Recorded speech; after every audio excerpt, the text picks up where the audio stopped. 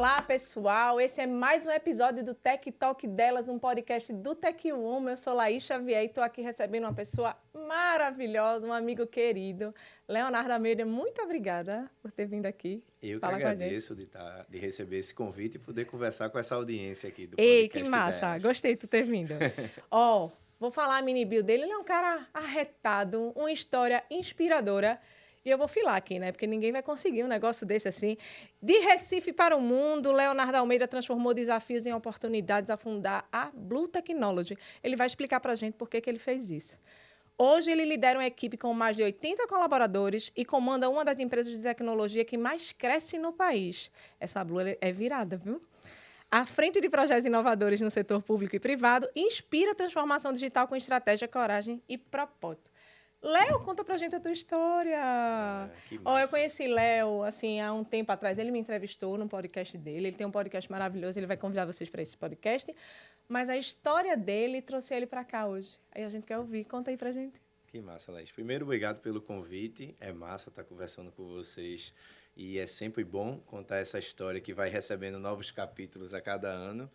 E dividir, né? A ideia é inspirar pessoas e não inflar ego por conta dessa história. Eu sempre tento levar para a comunidade, para escolas públicas, um pouco da minha história, e é massa aqui agora ter essa oportunidade de conversar com você. Bom, Leonardo, um jovem de periferia, criado por mãe solo, meus pais se separaram logo cedo, e foi aquela criança que não teve muito acesso à educação, mas teve uma mãe porreta, muito firme, muito disciplinada, que a trancos e barrancos ali não deixou a periferia me consumir e sempre me orientou para os estudos. Então, até a metade do meu ensino fundamental ali, eu ainda tive acesso a uma escola particular simples de bairro, mas realmente no ensino médio, o orçamento familiar apertou mais. Minha mãe também recebeu mais 2 primos para morar com a gente, e onde comia 2 passou a comer 4, e aí a gente teve que ir para a escola pública. O que é que eu acho legal dessa construção? Primeiro que aos meus 13 anos de idade eu consigo passar no primeiro processo seletivo de um programa de estágio que se chamava LAR, na Prefeitura do Recife. E quando eu chego no programa de estágio, eu crente que ia trabalhar na frente de um computador, mas eu ia ser o menino do cafezinho e do protocolo. E aí ali era levar o caderninho do protocolo, que era o e-mail da época, enchia todas as garrafas de café, deixava em cada andar da prefeitura e levava documentos para o pessoal assinar. Era o meu primeiro momento de aprender o poder do network, porque esse 1 ano de estágio na prefeitura fez eu conhecer todo mundo no prédio da prefeitura, que depois me estendeu por uma série de estágios durante a minha adolescência inteira. Então eu estagiei no setor administrativo de uma creche, depois eu estagiei no setor de TI de uma escola, estagiei em televisão, fiz trabalho informal como porteiro, fiz trabalho informal também dançando em banda de forró. Conte aí essa história. Eu entrei, você gosta, né? Eu entrei. Ele é meu amigo, minha gente, então eu sei dessa história, eu acho ela boa. Vai, Léo, conta. Eu me apaixonei pela dança, né? Na adolescência, axé music, da época da gente, da nossa geração, bombava muito. E aí eu fui dançar com um grupozinho de axé e depois meus amigos migraram para a dança de salão.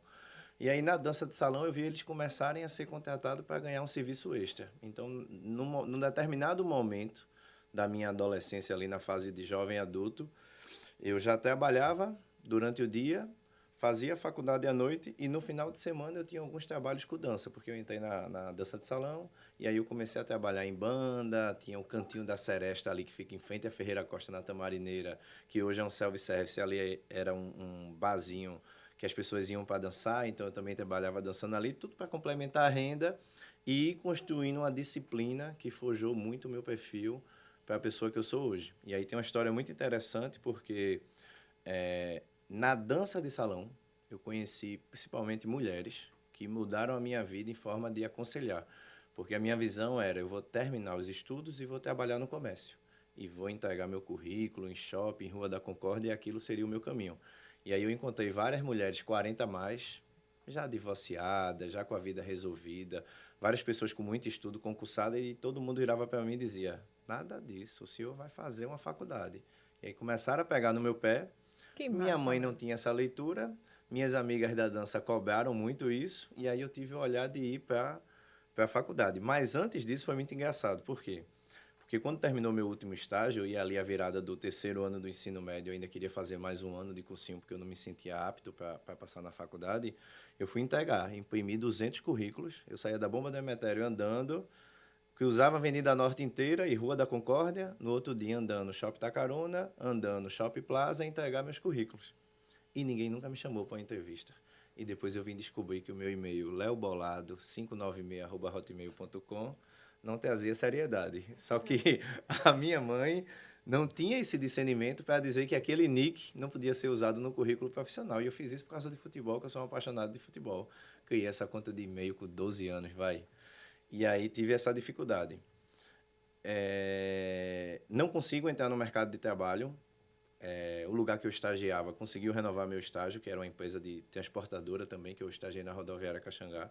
Fiz muito estágio, Vicelaís. Eu acho que eu tive uns 14 estágios. Eu Como era, Léo, para tu conseguir esses estágios, assim? Porque tu era muito novo, jovem aprendiz, né? Jovem aprendiz pela prefeitura e depois eu me cadastrei CIE, IEL e GELRI, eu acho que tinha na época, que era uma consultoria de RH em Boa Viagem.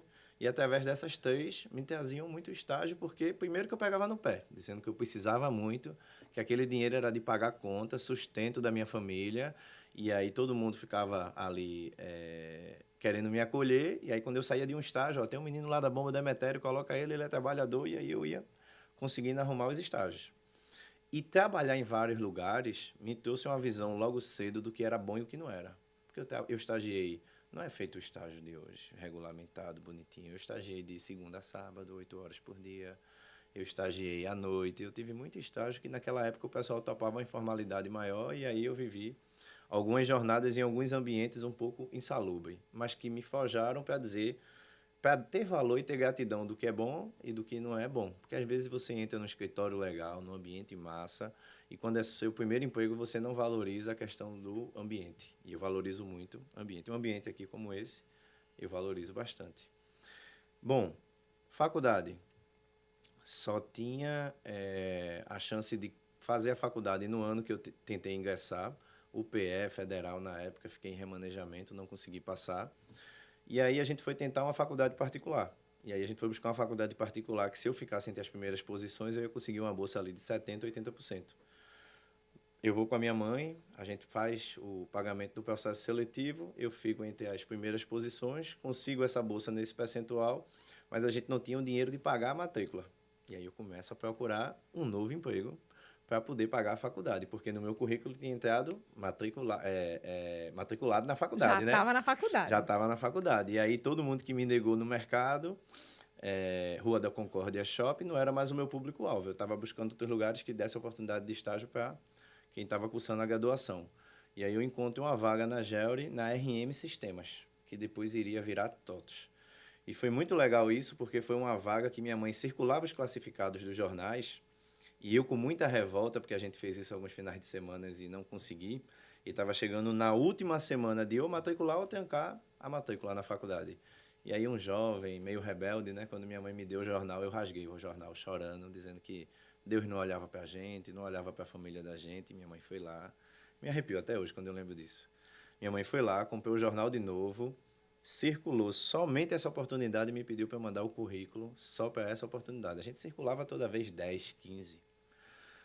Enfim, mando o currículo, 88 pessoas, passo nesse processo seletivo, vou começar a estagiar na RM Sistemas, um estágio que era R$ 600 na época, para mim era dinheiro pra caramba, que meus estágios eram 200 e pouco, 190, estágios baratíssimos.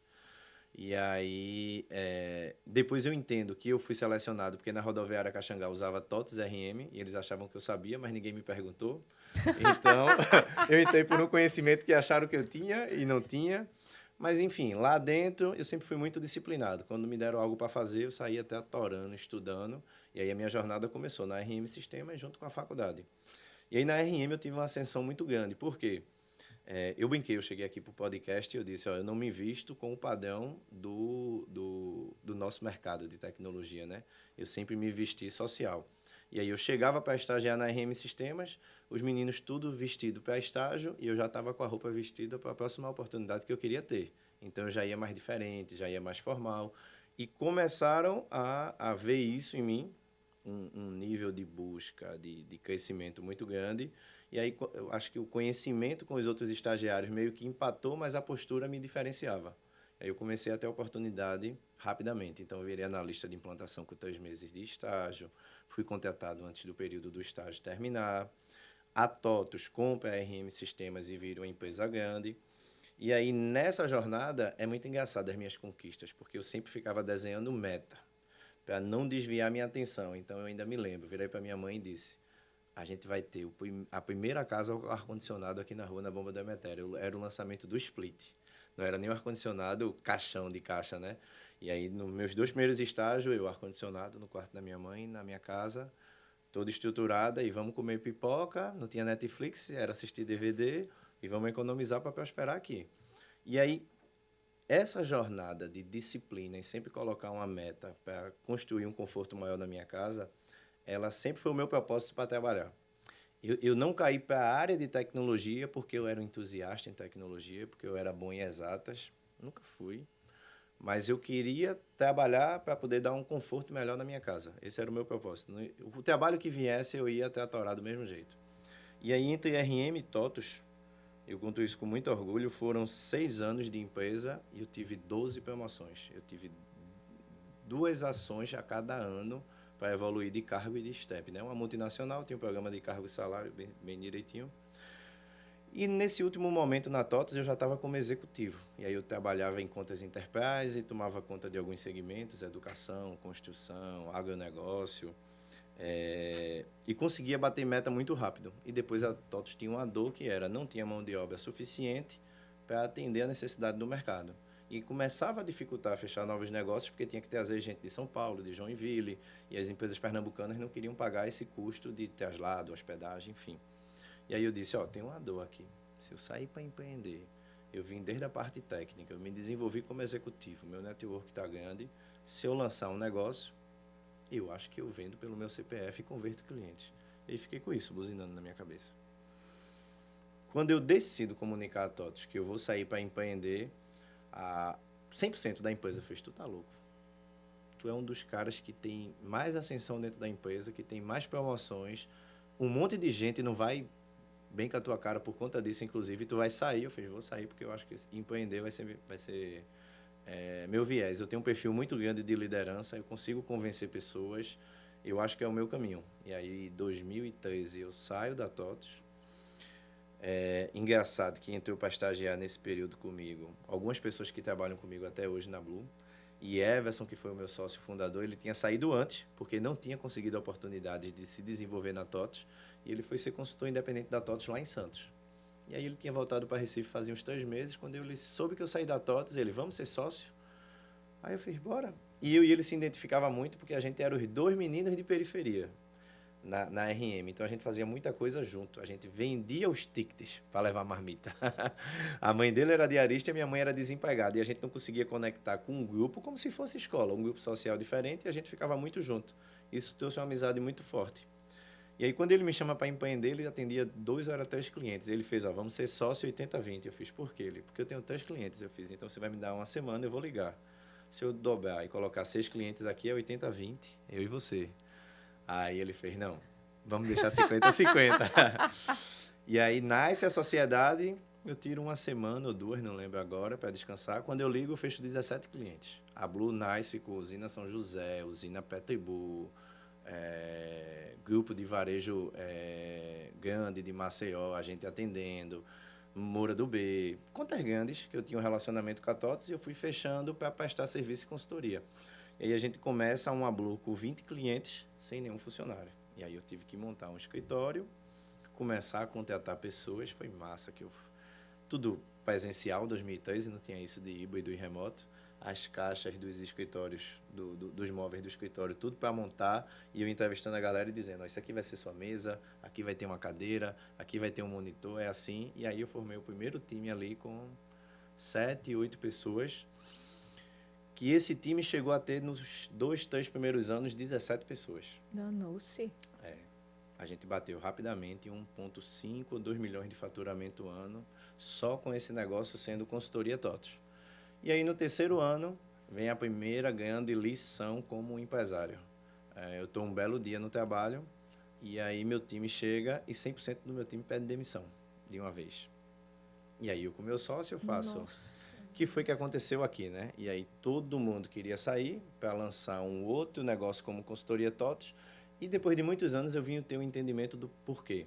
Eu e Everson éramos muito jovens, todo mundo olhava para a gente como um conhecimento técnico e não como um conhecimento de mercado, de quem estava planejando de forma estratégica os próximos anos da empresa, o que a gente iria crescer nos próximos anos, a gente não comunicava isso. A gente simplesmente fechava novos contratos e tem mais serviço. Fechava mais contrato, tem mais serviço. E essa repetição fez o time olhar e fazer o seguinte, eu também consigo fazer isso. Para vender e ser técnico, eu também consigo. Só que empreender é muito mais que isso.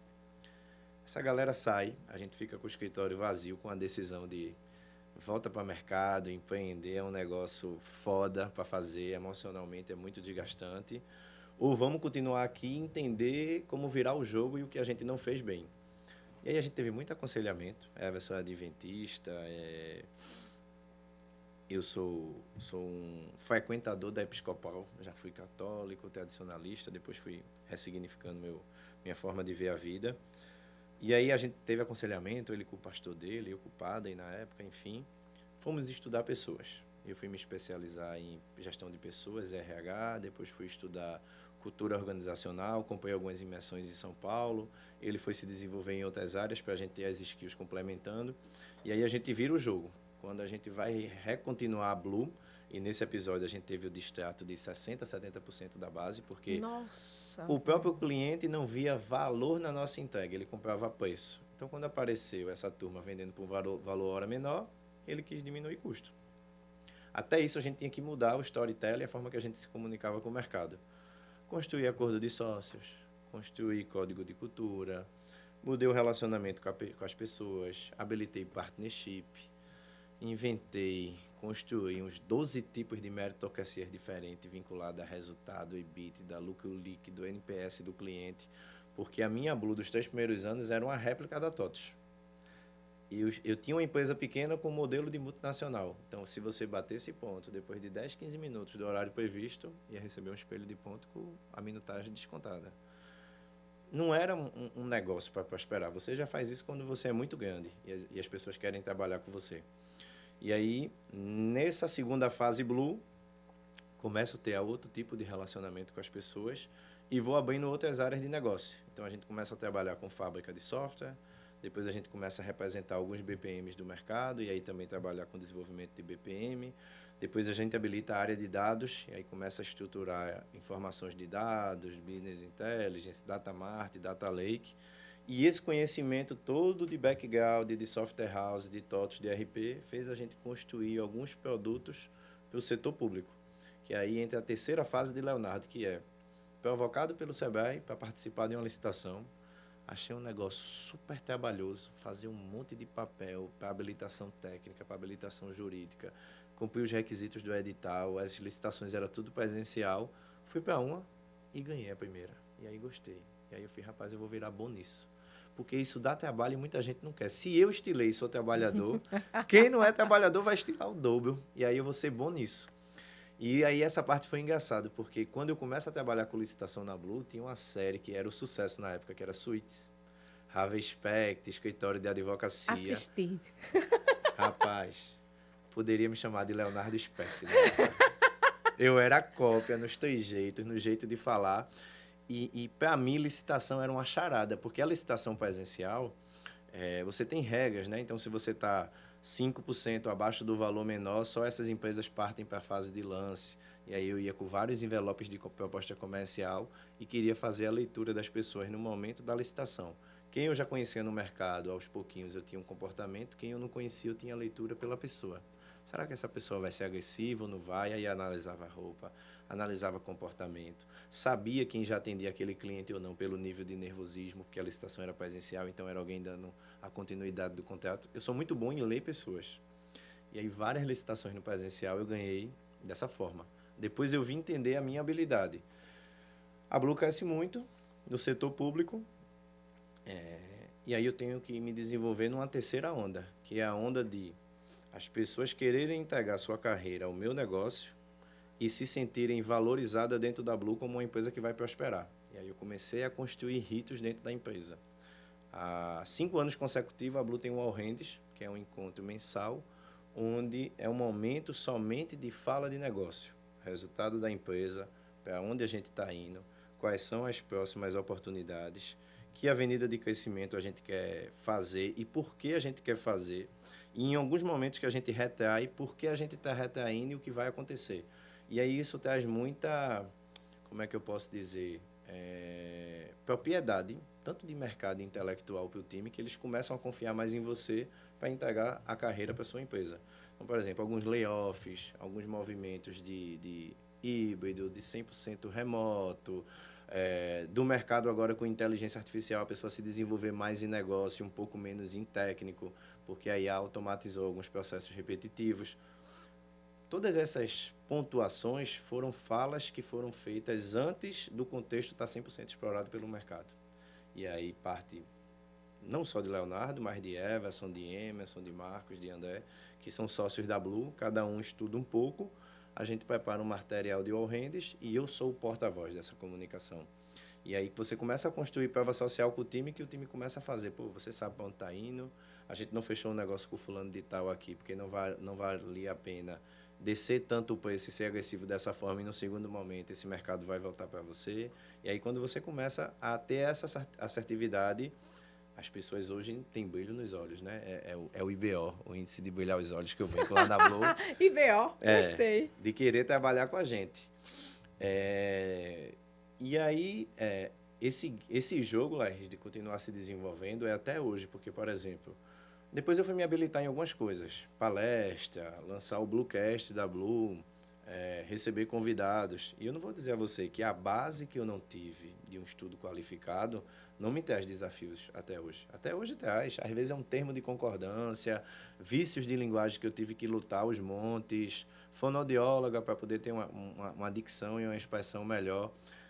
Diversos conhecimentos que eu não tive acesso na fase como criança e adolescente. É o Leonardo construtor que hoje é adulto, homem, pai de 3 filhos, tem que buscar e se desenvolver. E eu gosto muito de dividir com meus amigos, né? Eu não tenho uma certeza absoluta de nada, qualquer definição minha pode ser ressignificada. O que eu tenho, a visão é que eu vou ser um eterno aprendiz. Eu vou buscar porque o que está bom vai ficar ruim e o que está ruim vai ficar bom. Então, em algum momento, esses desafios mudam e aí eu vou me preparando. Eu acho que a melhor valência que eu posso ter é quem veio de muito baixo não tem medo de descer tanto. Quem nunca experimentou aquele baixo tão baixo, a pessoa fica muito com medo de perder o conforto, perder bens materiais, viver o desconhecido. Então, eu já vivi muito lá embaixo. Eu hoje tenho musculatura para vários episódios.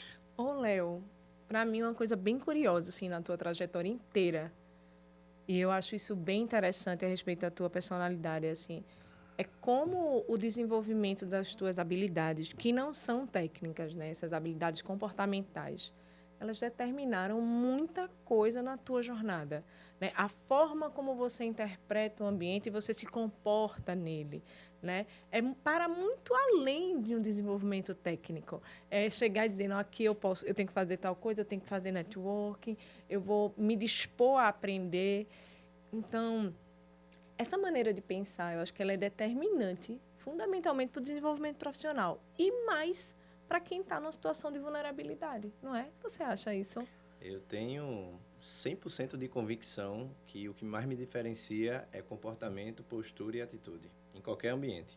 Se eu vou para um evento, e aquele evento, o objetivo é network, se tiver 60 pessoas, eu não estou com interesse em conhecer 59. Se eu apertar a mão de 4, 5 pessoas e tiver uma conversa construtiva, e principalmente se essas pessoas tiverem com dores ou desafio, que se compartilhar comigo, gratuitamente eu consiga dar orientações, em algum momento essas pessoas voltam para, se eu tiver algum tipo de serviço ou produto que resolva qualquer dor, essas pessoas vão ter gratidão comigo. Postura, se você não for muito agressivo junto com as pessoas, numa situação de conflito de ideia, se você não for muito agressivo para ter vendas, a sua postura mais tranquila e calma, em algum momento alguém lhe procura para querer lhe conhecer. Postura no ambiente fora profissional. Assim, Eu já fui teimoso lá atrás. Eu não acertei em tudo, não. Então, por exemplo, eu ficava putaço entrar numa loja de concessionária com a roupa de jogar futebol e queria ser bem atendido. E eu aprendi que isso não rola. Eu não vou ter o nível de atenção e o conforto que o mundo real e a vida traz. Você tem que ir bem vestido, você tem que ir bem estruturado, para um vendedor te dar mais atenção, querer fazer o follow-up ali da venda contigo. Eu já tive experiência em concessionária que eu fui bem simples, mais novo, pronto para comprar um carro, à vista, inclusive, e depois nenhum contato no WhatsApp eu recebi de volta. Então, algumas leituras que eu já tive, tanto na vida pessoal como profissional, postura para mim é tudo. Saber a hora de falar, como se comunicar, e uma coisa que eu não abro mão, saber se vestir de acordo com cada ambiente. Quer ver um super conflito hoje na Blue e é inegociável, e a gente já perdeu pessoas por isso, e é inegociável. A Blue tem na sua carteira de clientes a Polícia Militar do Recife e bombeiros. Eu tenho gente de pince, tenho dia lá de trabalhar de pantufa, pode ir de boné. No ambiente interno, ok. Vou fazer uma entrega e a apresentação é presencial e os moldes do contrato da licitação com a Polícia Militar é no presencial. Não pode ir de pantufa, não pode entrar na corporação de boné. Se tiver de cabelo grande, tem que ser um cabelo preso e é a regra do ambiente do meu cliente. Você tem que respeitar aquele ambiente. Como eu já atendi a escola americana por muitos anos e na escola americana podia ir de sandália e bermuda. Então, você tem que saber, se você quiser, eu não abro mão de como eu comunico em qualquer lugar, é muito inflexível para o mercado que você vai encontrar. Ô, Léo, tá acabando. Eu já tô Falei triste. Que só, não foi, Laís? Eu querendo conversar mais. Falei que Mas só. me diz assim, uma dica para uma jovem, para um jovem que está numa situação de vulnerabilidade. Dá um fica a dica aí de como começar essa jornada, de como refletir a respeito da jornada, como andar. Tá. Eu vou quebrar essa dica em 2 dicas, pode ser? Claro, você faz o que quiser aqui. Tá. Primeiro, eu queria falar para o jovem que não tem tanto acesso ou condição financeira, que pode se identificar com a minha história. Vocês não têm o privilégio de escolher trabalhar com o que ama no primeiro momento. Isso, para mim, é uma dica muito real. Vocês têm que, primeiro, encontrar uma oportunidade de trabalho que lhe ajude a pagar a conta. E aí, depois, no meio dessa jornada, você estudar para, no segundo momento, fazer o que gosta. Eu vejo muita gente se perder no caminho porque quer fazer o que ama e não necessariamente tem tanta aptidão ou aquele mercado é tão aquecido para o que você gosta. Eu amo tocar violão e eu amo jogar futebol. Eu sabia que eu não ia conseguir ser jogador de futebol e muito menos músico. E aí eu vim parar na cadeira de tecnologia e depois empreendendo. E foi o que deu certo e foi o que eu consegui mudar o padrão da minha família. Então, a minha dica para você é isso. Seja muito resiliente para fazer atividades de algo que não necessariamente você está apaixonado, para depois você pivotar, mudar a rota e fazer o que gosta. Eu usufruo do que eu gosto hoje como hobby, depois de um determinado momento de vida. Mas agora, para qualquer jovem, independente de condição, educação é o que transforma, estude. Não caia no conto que não precisa ter uma graduação e vai querer se desenvolver só com conteúdo de YouTube e redes sociais. Não funciona, o mercado de verdade ainda exige essas aptidões. Tem vários mercados tradicionalistas que vai contar no seu score ser um graduado, ter uma pós-graduação, especialização e doutorado. Depende muito de uma carreira acadêmica ou profissional. E a dica de milhões para mim é filtre os ambientes que vocês vão estar. Distração muda a rota profissional de qualquer pessoa. Eu morei na periferia e em alguns momentos eu me distraí. Com o grupo de futebol, que depois ia para um barzinho, que me tirou um tempo mais de estudo que eu deveria ter tido. Deus me abençoou muito e mesmo assim eu consegui converter oportunidades em realizações, em uma boa carreira profissional e um bom crescimento. Então, filtrem os ambientes. Procurem ambiente que você seja a pessoa menos interessante e pessoas que vão desenvolver vocês. Feito foi a minha pessoa na escola de dança de salão, que eu era um menino que não queria fazer graduação. Queria trabalhar em shopping, queria ter um salário mínimo e para mim estava suficiente. O tamanho do meu sonho era muito pequeno. E aí eu tive acesso a pessoas dentro de um ambiente que me mostraram que o meu sonho não era do tamanho do meu potencial. Filtrar o ambiente, para mim, eu acho que é o que vira o jogo. Que conversa massa, Léo. Espero que vocês saiam daqui super inspirados e inspiradas. Dá o teu recado final que a gente está acabando. Obrigado, Laís, pelo convite. Gosto muito da iniciativa de vocês. Minha filha Jennifer é fã número 1 dessa moça agora, segue em tudo. Um beijo para a Jennifer quando eu vi aqui também o nosso podcast. Queria deixar para vocês o meu contato. Se vocês tiverem interesse de consumir algo sobre liderança e empreendedorismo, segue Leonardo M. Almeida no Instagram e Blue Technology no Instagram ou no LinkedIn. Tem vagas de estágio, oportunidade. Recentemente, agora, a gente abriu vaga para desenvolvedores e o time de qualidade com alguns estágios. Acho que foram 5 vagas. Então, para você que queira ingressar no mercado, que a gente possa ser uma ponte também. Obrigada, Léo. Esse foi mais um episódio do Tech Talk delas. Fica com a gente.